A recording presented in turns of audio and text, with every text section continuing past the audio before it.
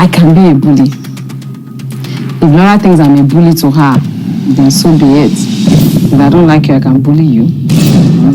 Hey guys, it's your girl Ope and welcome to the All Shows Nigerian channel, where I review Nollywood movies, series and reality TV shows.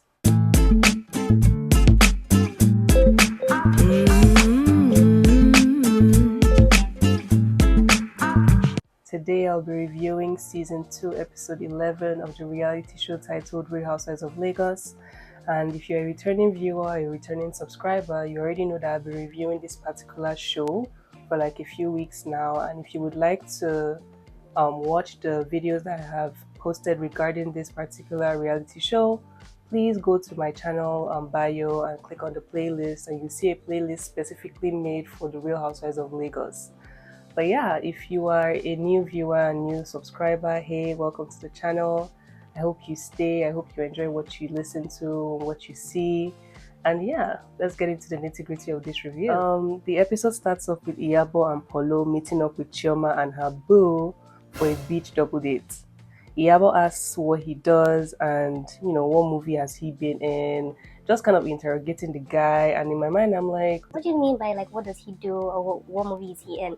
Me, that doesn't, okay, I don't review like Nigerian shows and all that, but me watching like the first interaction this guy had with Chioma, I already instantly knew that he was an actor, and I know that he's someone that has been acting in like very well-known like movies recently and all that. So for IYABO to like play dumb and act like she doesn't know who he is or doesn't know him in the industry is a bit weird to me, concerning they're both in the filming industry and stuff like that. And I feel like this filming industry, especially in Nigeria, is very like tight knit, like, you know, the faces in the industry and all that. So it was just very weird to me that she didn't know who he was, considering like a lot of us viewers already knew who he was. So I just feel like that was a bit fake of her, because it's like, yeah, he's an actor and I'm very sure you know he's an actor type of thing. In the next scene, Laura isn't feeling too well and suspects that she may be pregnant. She takes a test and finds out that she is pregnant, and the news is a bit bittersweet for her because I guess in her previous marriage, I'm not really sure if it's to her current husband now or her previous husband, but I guess it was to him because I think they've done their traditional wedding. But yeah, in her previous wedding ceremony, I think she was pregnant, so she wasn't able to walk down the aisle, and that was the reason why she didn't do the white wedding. And it's like deja vu again, because now here she is preparing for her white wedding with this guy, and once again she's pregnant again. So she calls her husband and I guess he's not picking up, so she sends him like a video message telling him that she's pregnant, confirming it to him and telling him that they may have to like postpone their plans for her wedding since this is happening again. I don't really understand why she's doing this, because at the end of the day, you're married to this guy already, I guess, on paper. So whether you walk on the aisle with a bump or you don't walk on the aisle with a bump, like, I don't know what the difference is. At the end of the day, you guys are married. So I don't know why it's such a huge deal for her to like not be pregnant during like her marriage ceremony. If she really didn't want to like get a baby at that point in time, then I guess they should have been more stricter with like how they were, you know, doing the deed. I don't know, like, it just didn't make sense to me how like all of a sudden now like her being pregnant is such a game changer. But to each his own, I guess. Like, maybe it's a deal breaker to her, but I don't really understand why, because at the end of the day, you're already married to this guy. You're just trying to do all these things for formality, so like it shouldn't really matter whether you have a tiny bump showing or not. You've come so far in like planning this thing, and like all of a sudden now, because of this like one tiny you know, I won't say obstacle, or, you know, tiny, I guess, obstacle, you now want to like just, you know, start from the playing field again, or like start from square one all over again because of that. It doesn't really make sense. I'm sure that they've spent a lot of money like on like reserving a specific date already, like for the wedding. So like changing everything now for just because you're pregnant doesn't really make sense to me. A marriage is different from a wedding ceremony, and if you guys are already in the marriage, the wedding ceremony shouldn't really be that much of a big deal at this point in time. But that's just my opinion. Maybe, again, to each his own. Personally, that's just how I felt, and I would love to hear what you guys thought about that scene as well. In the next scene, it's finally Tiana's surgery day, and she's very anxious, she's very nervous. She doesn't like, you know, doing surgeries or like anything that revolves around like her well-being and all that. She tries to like avoid it. So her husband is trying to console her. Like, you know, it's going to be fine. I'm going to be here for you. Everything will be taken care of. We have you like covered. The doctor has you covered. Your businesses are covered. So there's nothing for you to worry about. We just want you to do the surgery and recover well. And it seems like her recovery period is going to be like 3 months. So she may not even be working as much as she's used to working, because we know that Tiana is like a workaholic. So she's extremely worried about that. And, her husband is just trying to like calm her down, console her, and tell her that everything is going to be fine. And at this point, her health is what is important. And I agree with him, Tiana. Like, we know you're a boss lady, we know you're a bad bitch and everything, period. But health is wealth, and honestly, health is what is most important, regardless of everything else. In the next scene, Chioma organizes a getaway trip for the ladies to a beach house. She's hesitant to invite Miriam because of all the ruckus and trouble that Miriam has been causing in the group. But Laura takes it upon herself to invite Miriam and tells Chioma that she will be inviting Miriam as her +1, as she feels like they should all give Miriam a chance again and doesn't want anyone to be left out from any of the like group, gatherings and all that. Chioma isn't, completely on board with the idea, but she's like, you know what, if you want to invite her, that's cool with you, but you're the one inviting her. I didn't invite her to this trip and everything, whatever. It's finally the day of the trip, and the girls arrive at the speedboat that will be taking them to the beach house, or the beach, I guess. I guess they're going to somewhere called Salt Beach. It's time for them to pick their rooms, and Chioma reveals that she has only 5 rooms booked and didn't expect Laura to invite Miriam. I don't really understand that, because like we saw in the scene where they were talking about the getaway trip, her, Laura, and Tanya, Laura made it very clear that she was going to invite Miriam. So it's very weird to me how Chioma is claiming selective amnesia now, like, oh, she didn't know Miriam was going to be on this trip, when Laura made it clear that she was going to invite Miriam on this trip. So I just feel like, again, it was just a way for her to single out Miriam and low-key try and embarrass Miriam on her screens. But Miriam is like, you know what, at the end of the day, I know that I'm going to still get a room. So all this one that people are saying, now you sabi, I'm still going to like get a room regardless. They soon settle on IYABO and Chioma sharing a room, while the other ladies get a room to themselves. While they were talking about the room situation, Miriam is like teasing Chioma and IYABO, calling them school daughter and school mother. And I don't have any, like, I clearly don't have it for Miriam and everything. She too is very annoying. But once she said that, I low-key like chuckled, because it couldn't be anything more closer to the truth. They literally act like school mother and school daughter type of relationship. Later that night, Tanya and Chioma invite Dr. Romel to come join them later in, I guess, the week, so that he could resolve his beef with some of the ladies. In my mind, I'm like, why did they keep inviting this guy to this like group gatherings? Is he like also on the payroll for this show? I guess he's like acting like the friend of the show. Like, if you watch a lot of these Real Housewives shows, you know that they usually have a friend of, and I guess the friend of at some point gets paid, to be featured or starred within the show as well with the rest of the ladies. But I just really hate this guy's guts, and I honestly, whenever they talk about him, I'm like, why are they even talking about this dude? Like, can we just not talk about Dr. Romel, or like bring him into situations? Like, I'm really tired of the guy. And it seems like in the next episode, he's actually going to join them in the resort or in the beach, and I'm like, really? This guy has caused so much like ruckus for no reason, and like, he's such an attention seeker and like a social climber. So I'm just irritated to the fact that Chioma and IYABO are not seeing this and keep bringing him like into the circle and in the midst of these ladies, when he just doesn't fit. He's just very like annoying and just likes to stir the pot. And yeah, personally, I just really couldn't care less for this guy. The next day, Chioma organizes a bunch of games and events for the ladies to take part in for the entire day. And before the ladies join them, Miriam and Chioma have a conversation one-on-one with each other. Miriam apologizes, but Chioma feels like the apology is disingenuous. I feel like Miriam genuinely in that scene was owning up to the things that she did. She was like, yes, I said these things, even though that's not how I wanted it to come out. I can understand how you would take it that way. And once IYABO sat down with me and explained the situation to me and how you took it, I was like, okay, that does come off a type of way, and I am sorry for that.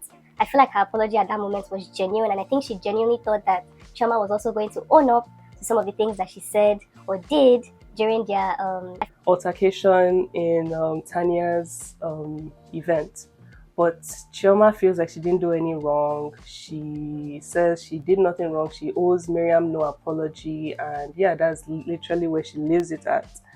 Soon, IYABO and Tanya join the conversation, and Miriam raises up the fact that she feels like Chioma was coming for her and trying to buck up at her. So for anybody that doesn't know what that means like somebody is trying to like charge to you, like, you know, use their chest to like push on to you type of thing.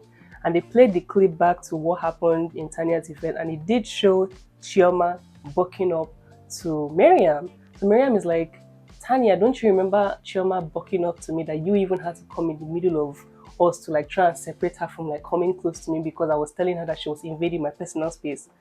Tanya then goes on to claim selective amnesia and is like, oh no, I don't remember, I didn't see it, oh, this is it, oh, oh. And I'm like, this girl, can't you just have a brain of your own? Must you side people like stupidly? You obviously know that the reason why you came in between those ladies was because your friend was bucking up.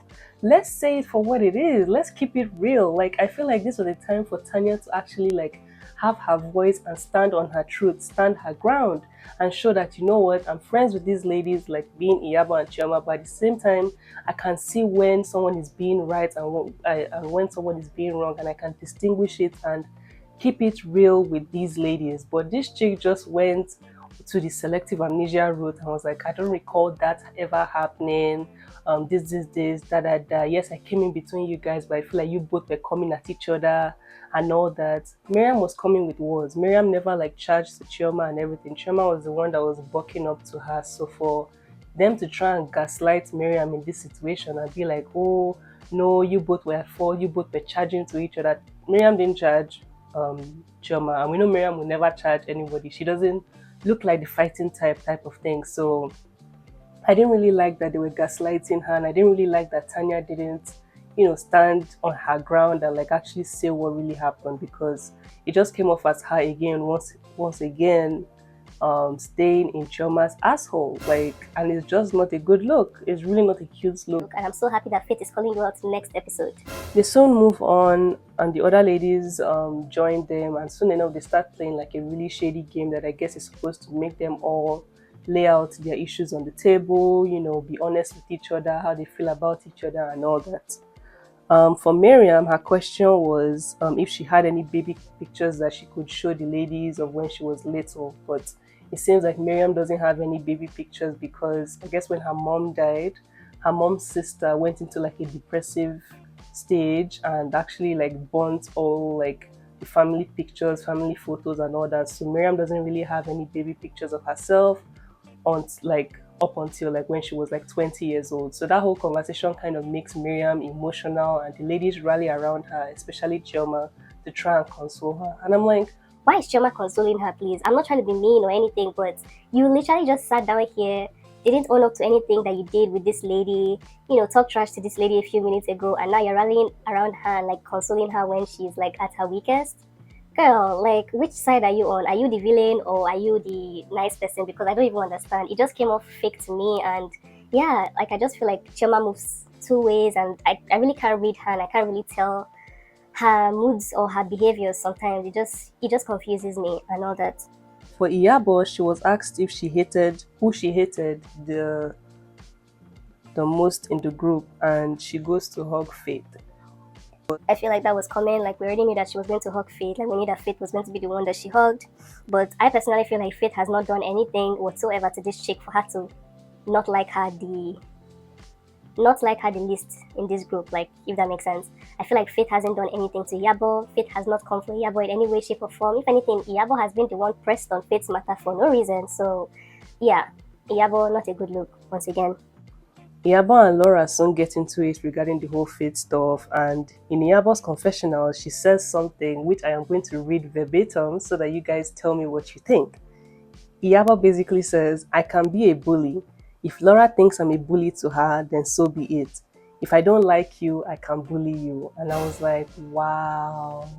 Not the lady leading the front lines of the Justice for Mohbad campaign and everything. I feel like it's one thing to actually see her like be a bully in her character, in her actions, in her words, but like for her to actually have said it and owned it with her chest that yes, I'm a bully and I bully everybody I don't like, was just hits different. And I feel like that's just telling of the kind of person that IYABO is, telling of her character, and I'm so happy that she's finally showing her true colors in this show.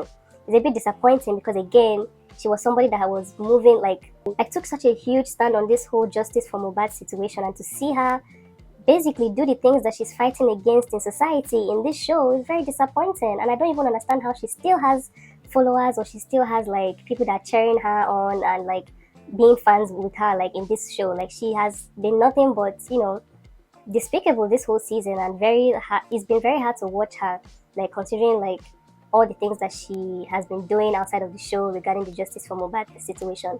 But yeah, it was honestly very disappointing. I don't even know what to say about it because I was really stunned to hear her say it in her confessionals that she is a bully.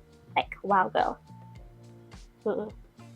But yeah, that's pretty much where the episode ends. The episode was cute, although aside from Laura's 7 IYABO with the bass boss, there wasn't really anything going on in this episode. I do see that in the next episode, like I said, Faith will be calling out Tanya for her flip-flopping behavior and her, follower type behavior. So I'm really here for that. I can't wait to see that happen.